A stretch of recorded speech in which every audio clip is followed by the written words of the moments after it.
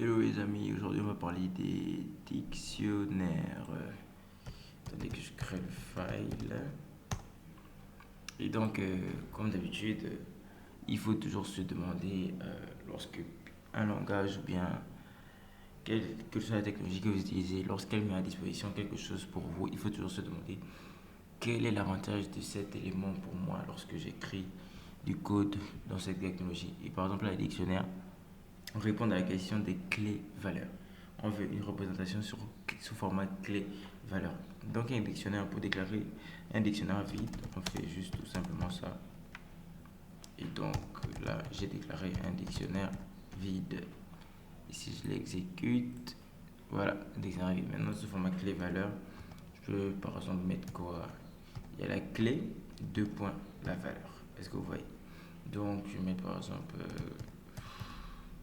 je vais dire quoi? France, Paris, voilà. Sénégal, deux points, Dakar. Sénégal, deux points, Dakar. Voilà. France, Paris, Sénégal, Dakar. Et si je le fais comme ça, automatiquement, c'est automatiquement adapté.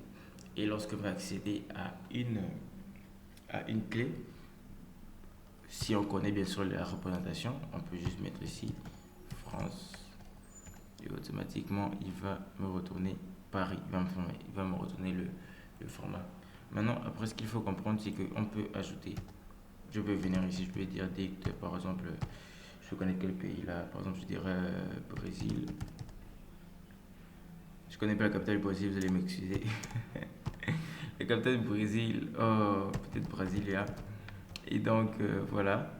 Et c'est une façon quand on peut ajouter.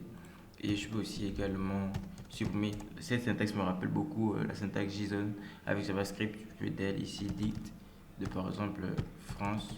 Et si j'affiche dict, vous verrez en bas qu'il n'y aura plus France. Vous voyez, il n'y a que Sénégal maintenant et Brésil. Mais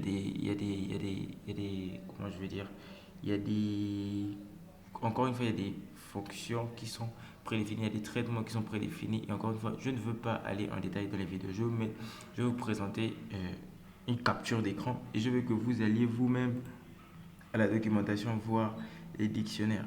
Voir les dictionnaires, que vous puissiez lire la documentation parce que c'est une chose très très très importante. Il faut lire la documentation. Et donc, c'est ça que je voulais vous montrer. Et les dictionnaires sont très importants lorsque vous avez besoin d'informations un truc sous format clé valeur. C'est très important. C'est très très très important. On peut par exemple, vous demander, lorsque si certains d'entre vous ont fait JavaScript, à quel moment vous utiliserez par exemple un truc sous format JSON.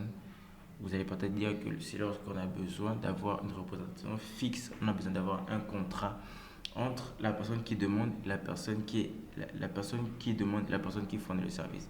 Et bien avec les dictionnaires en Python, c'est quasiment pareil. On a besoin d'avoir un contrat. On a besoin d'avoir un contrat qui nous dit par exemple que là, notre dictionnaire, la clé, toutes les clés, ce seront des pays et toutes les valeurs, ce seront des capitales. Et lorsque on le fait comme ça, on peut, voilà, faire des traitements parce qu'on connaît le format prédéfini du dictionnaire qu'on va utiliser. Et donc, dans cette petite vidéo, c'est ce que je voulais vous montrer. Et encore une fois, on peut également faire des boucles sur des dictionnaires, comme on l'avait vu avec les listes compréhension dans les vidéos précédentes. C'est un peu ça que je voulais vous montrer dans cette petite vidéo. Et encore une fois, j'insiste, allez-y lire la documentation. Allez-y lire la documentation du langage que vous utilisez. C'est très très important. Je ne veux pas tout vous donner. Par exemple, là, vous voyez qu'il vous montre tout en fait. Il vous montre tout parce que les créateurs de langage ont pris le soin de créer la documentation.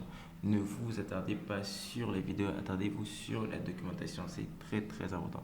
Vous allez avoir une connaissance, une compréhension plus en profondeur de, de, de, de la fonction ou bien de l'élément qui est fourni par le langage que vous utilisez. Donc, merci et on se dit à la prochaine.